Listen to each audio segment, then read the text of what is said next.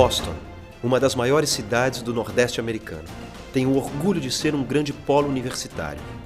Estudantes de todos os continentes vêm até aqui em busca de algumas das melhores instituições de ensino do planeta, principalmente Harvard e o MIT.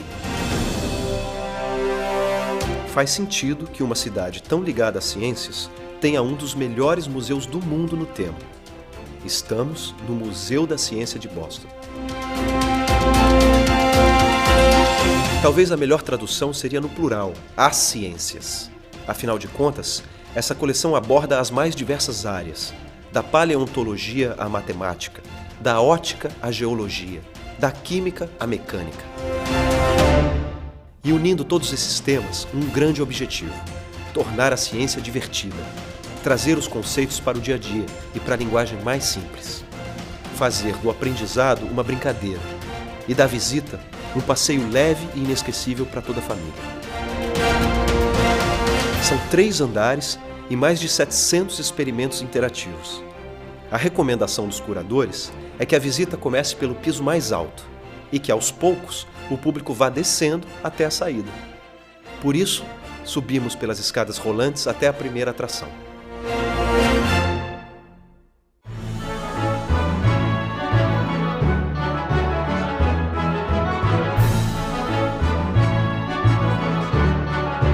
Esse é o Jardim das Borboletas. E ao contrário de outros museus mais tradicionais, aqui elas não estão mortas e espetadas em alfinetes. O encontro é bem mais bonito. Em um ambiente de temperatura e umidade controladas, vemos diversas espécies de borboletas, vivas, coloridas, a centímetros de nossos olhares.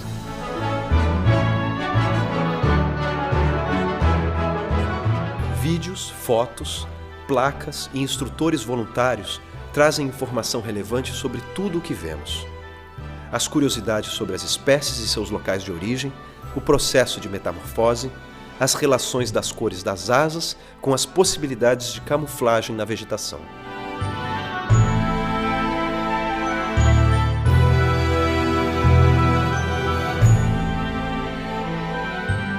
Boston é uma cidade muito fria na maior parte do ano, mas neste jardim o clima é sempre tropical. 34 graus, cores e uma atmosfera bem conhecida por nós, brasileiros.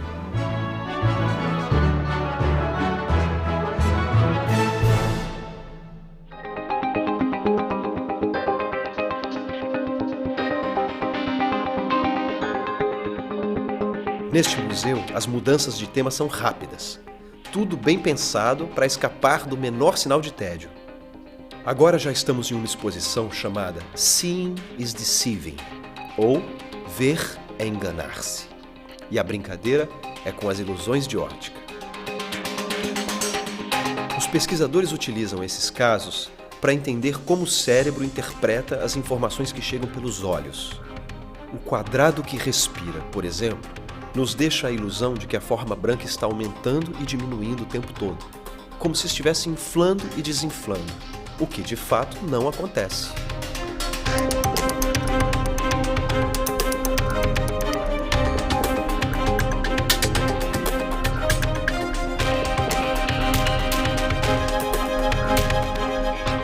Outro experimento curioso é este, com desenhos de espirais em sentidos opostos. Ao ser iniciado o giro, você pode jurar que os círculos se movem para dentro e para fora. Mais uma ilusão. Mais um momento em que o cérebro confunde-se com o que vemos e nos leva a conclusões erradas.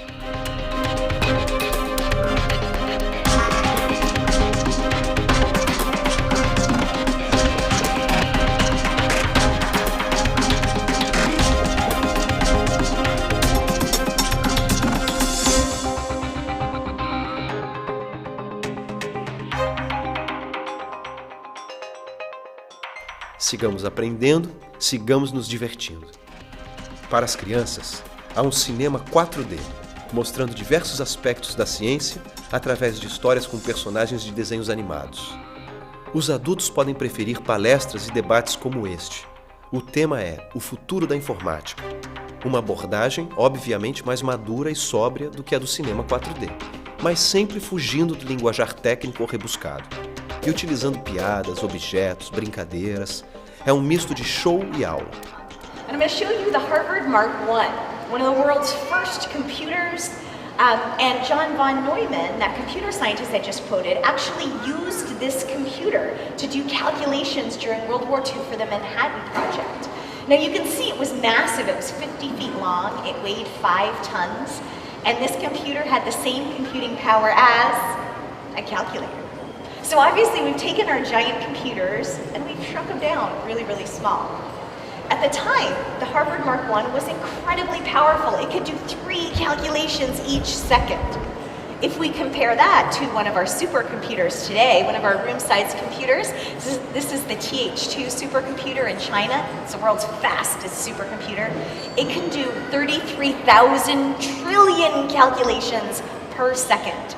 That's a 33 with 18 zeros after it. That's pretty incredible. So the other trend we've seen is obviously that our computers have gotten a whole lot more powerful.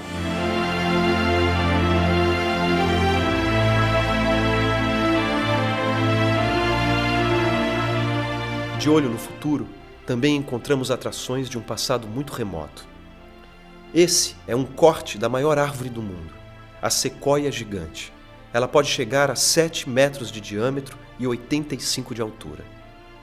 Este segmento foi retirado de uma árvore com simplesmente 2.000 anos de idade. Até que não é tanto, comparado à mais antiga das sequoias, encontrada na Califórnia e que tinha 4.650 anos. Cada pequeno anel destes mostra 1 ano de crescimento da árvore. É fascinante imaginar que ela nasceu praticamente junto com Cristo. Cresceu durante boa parte do Império Romano.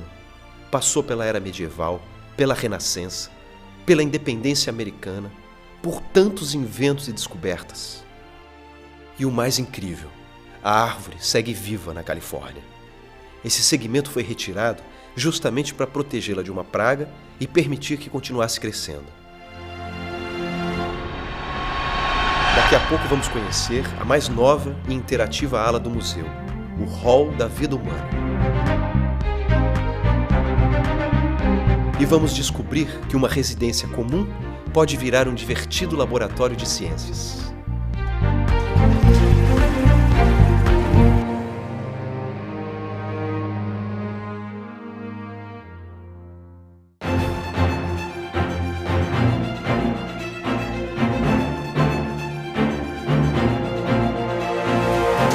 Mundo Museu está de volta a Boston, nordeste dos Estados Unidos.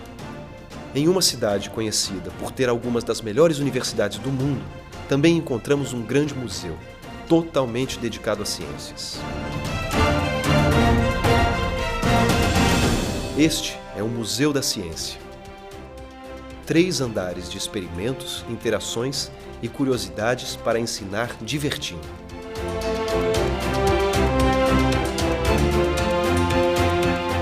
Chegamos agora ao 2º andar, e é nele que encontramos a mais nova e interativa seção do museu.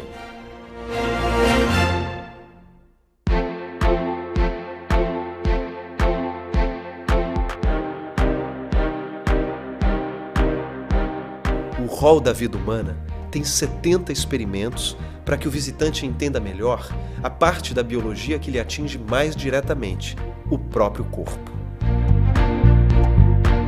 A evolução, por exemplo, fica bem fácil de ser compreendida assim, diante destes cérebros.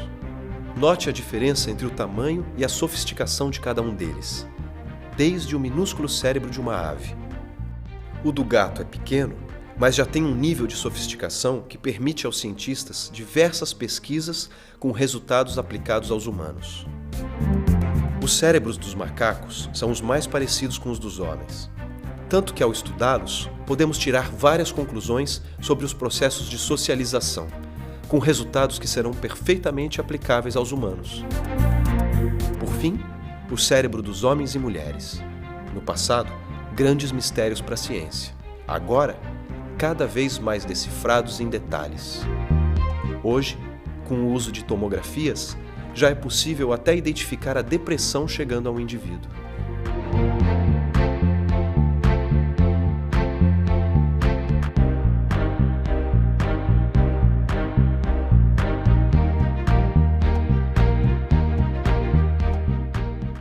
Outras imagens muito curiosas do corpo humano são as das mãos.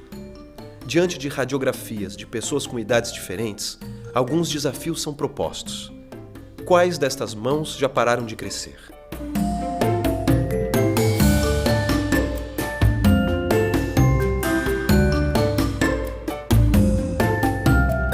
Qual delas sofre com artrite?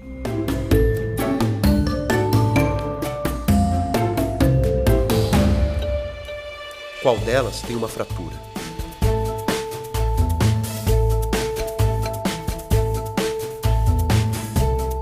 E agora uma brincadeira que pode, num primeiro momento, assustar muita gente. O visitante coloca-se diante desse painel e começa a ver onde vivem as centenas de milhões de micro-organismos que rotineiramente se estabelecem no corpo humano. Pulmões, estômago, intestino, pele, eles estão em toda parte, mas nada de pânico.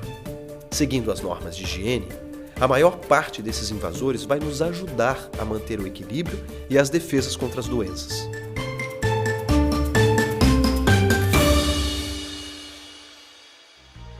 Conhecer melhor o nosso próprio corpo é fundamental. E aqui estão réplicas em tamanho real dos órgãos humanos. Encaixando, mexendo, brincando, é possível saber mais sobre eles, sobre a localização deles, sobre a importância de cada um. Um centro de estudos de genética também patrocina estes módulos para tentar passar os conceitos básicos sobre o tema. Neste museu, além de vídeos e fotos sobre os humanos, também podemos encontrar mais de 100 animais vivos.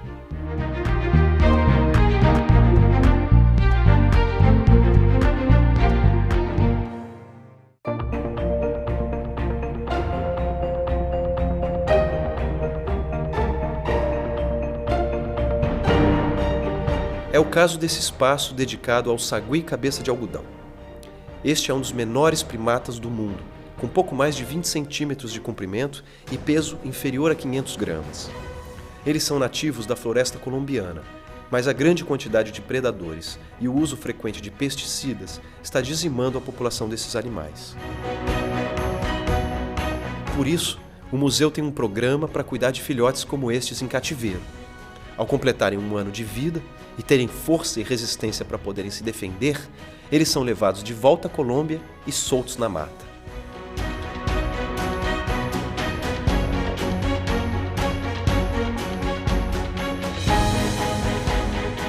A ciência está na floresta tropical, nos laboratórios, nas telas, nas salas de aula, em toda parte, inclusive dentro das nossas casas. Basta saber observar.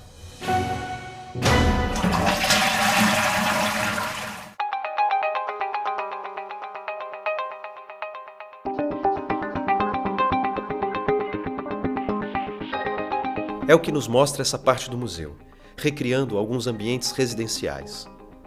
Os objetos do cotidiano podem nos trazer ensinamentos interessantes. É o caso das lâmpadas domésticas. Quase todos já ouvimos falar que algumas são mais econômicas que outras.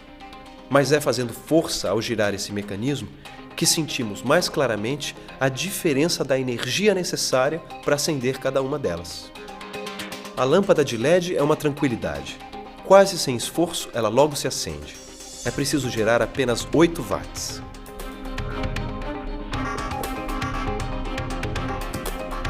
A lâmpada fluorescente compacta precisa de um pouquinho mais de força. Com 9 watts temos a luz. Mas quando vamos para a incandescente, aí percebemos como é preciso força para mantê-la funcionando. 40 watts, 4 vezes mais que as outras.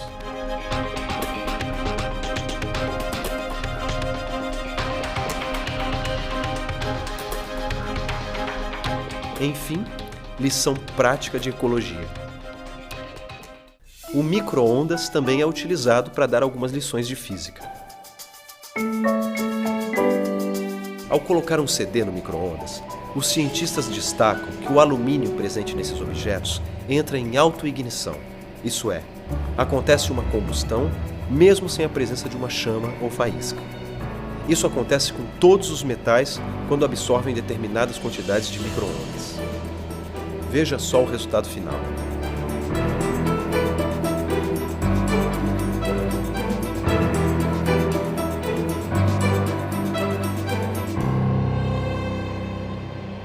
É o mesmo caso do papel alumínio quando colocado no forno de micro-ondas.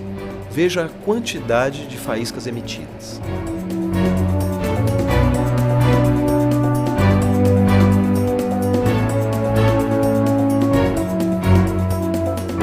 E agora acompanhemos o que acontece com uma lâmpada incandescente. As partes metálicas dela aumentam de temperatura. As micro-ondas são absorvidas pelo filamento de tungstênio, que ao aquecer também libera calor para os gases à volta.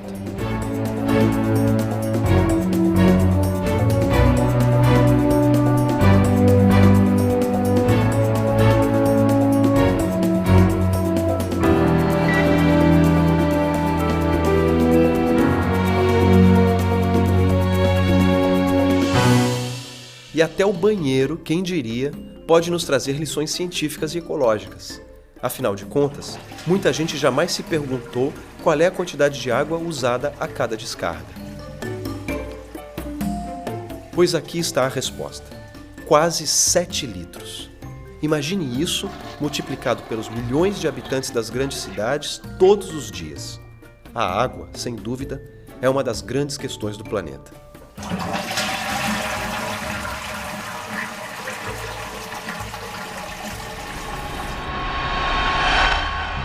Ciência e espetáculo. Você vai entrar em um teatro onde são criados raios e trovões.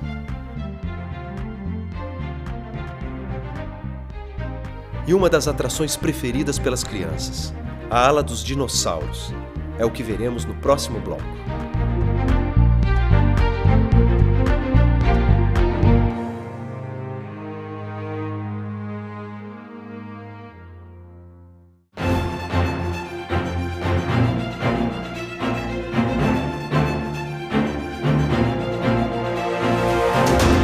Estamos hoje em Boston, nos Estados Unidos, visitando um museu interessante para toda a família.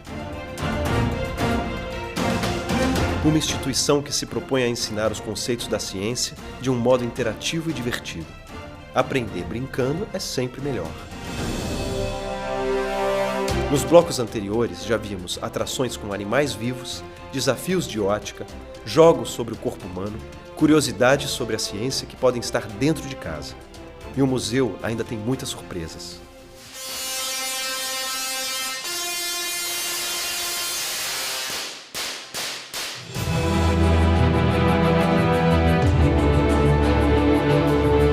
O visitante pode, por exemplo, entrar no Teatro da Eletricidade. Pelo nome é possível ter uma vaga ideia do que nos espera, mas dificilmente alguém realmente imaginaria encontrar algo assim tão espetacular.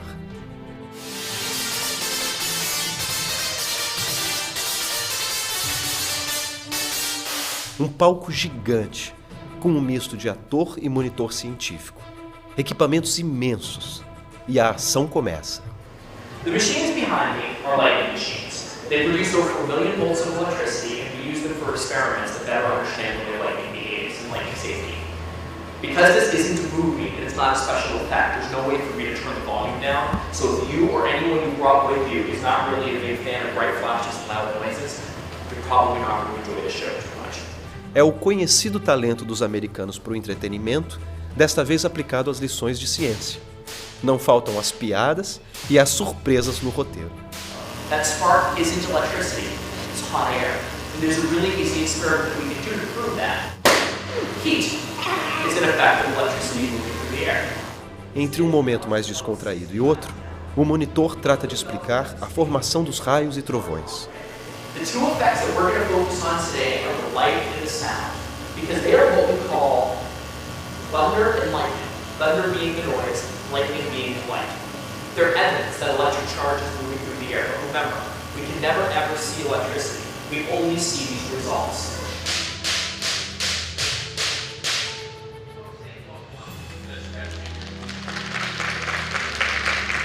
E para as crianças que saem encantadas do espetáculo, ainda restam mais atrações que misturam museu com parque temático.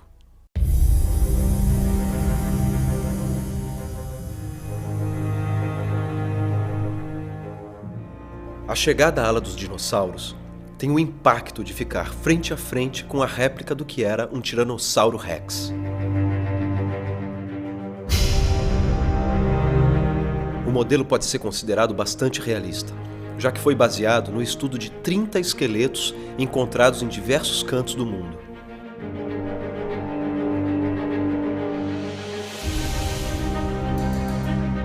5 metros de altura e até 12 metros de comprimento.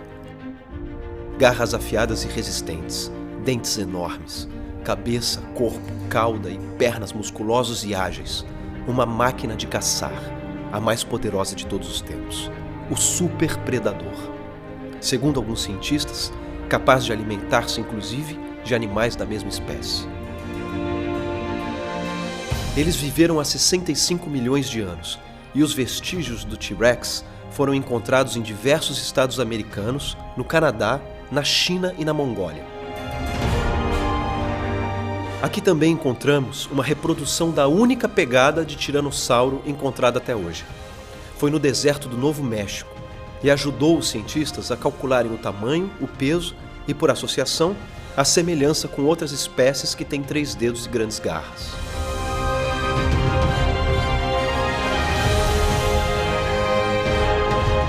Mas nem todos os gigantes daqueles tempos eram violentos predadores. Veja só o húmero de um braquiossauro. Por ele, você pode imaginar o tamanho do animal. O braquiossauro tinha 15 metros de altura e 25 de comprimento. Um herbívoro que pesava 115 toneladas e comia 2 toneladas de plantas por dia.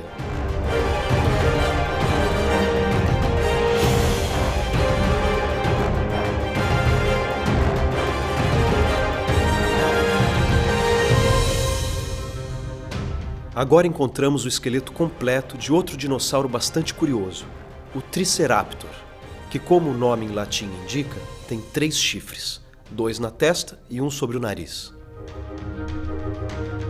Podemos notar alguma semelhança com os rinocerontes da atualidade. Só que ele tinha 6 metros de comprimento e quase 3 metros de altura. Mas o que o torna especialmente fascinante é que, segundo alguns cientistas, o Triceraptor seria um dos poucos animais capazes de travar duelos equilibrados com os tiranossauros. Baixo, forte, com longos chifres, a cabeça protegida por uma espécie de crista e o corpo coberto por uma grossa escama. Seria a defesa quase perfeita contra o ataque quase perfeito. Um duelo que desperta a imaginação de muitas crianças que vêm até aqui.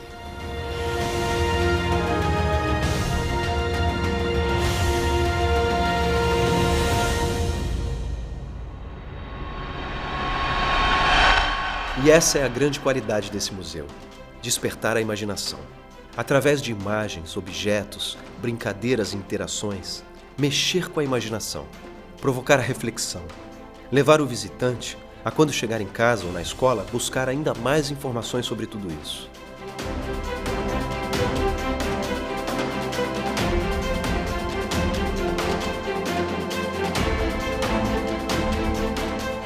Esse é o Museu de Ciência em Boston, provando a cada atração que o conhecimento pode e deve ser muito divertido.